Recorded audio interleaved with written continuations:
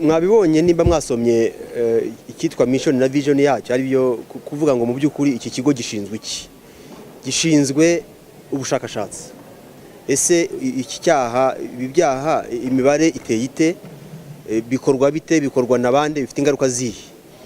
Noneho nyuma y'ibyo higwa ingamba. Ese ibisanzwe bihari ni ibiki, hakorwa iki ngo twongere? Ese hari igihugu iki n'iki kigifite uburyo bwiza twese twakugiraho? Nkuko mukanya mwumvaga tushinye no kuri igitabo kimaze kujya ku mugaragaro, nacyo ni mukanya ibitabo bagiye kubiha abantu bose bitabira inama.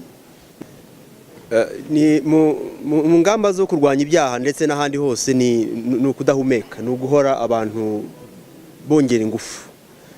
Kuba inama nk'iyatumijwe si uko mu by'ukuri biba byacitse, ariko ni ukuba abantu bemeranya ko ibyaha birahari kandi nta kiza imbere y'ubuzima bw'umuntu, nta cyo umuntu atakora, nta ngufu zitakoreshwa kugira ngo mu by'ukuri bicike, binashobotse biranduke. Nibwo butuma uyu munsi buhari.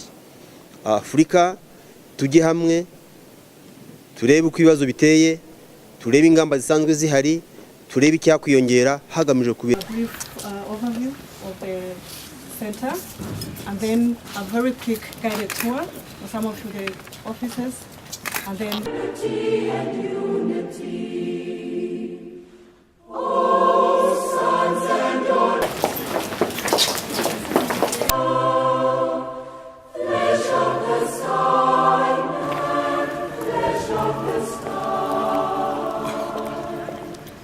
Let us make Africa the tree of life. The Isanyoni Stop Center concept has also been endorsed and proven by as the best model to be used in the peace support operations for the protection of civilians in the conflict zones.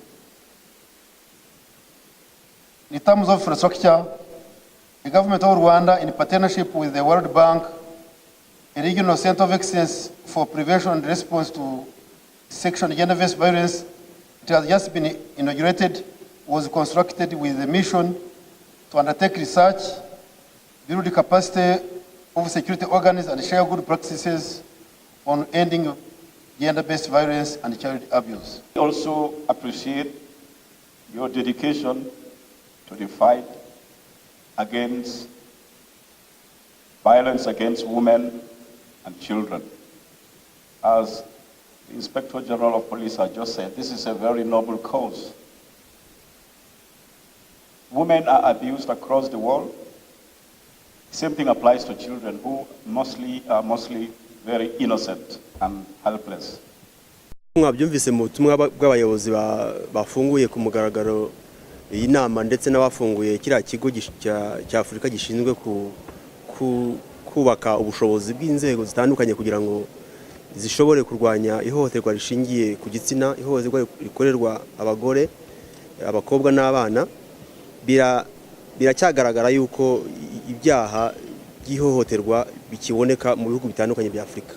Niyo mpamvu izi ngamba zahamagaye ibihugu bya Afurika byose kugira ngo abantu bongere bigire hamwe ingamba aho baba babikora neza, buzuzanye n'abandi ku buryo nibaye na ngombwa nkuko kiriya kigo no mu kibishinzwe cyo kizajya kinongera n'ubushobozi bw'abantu.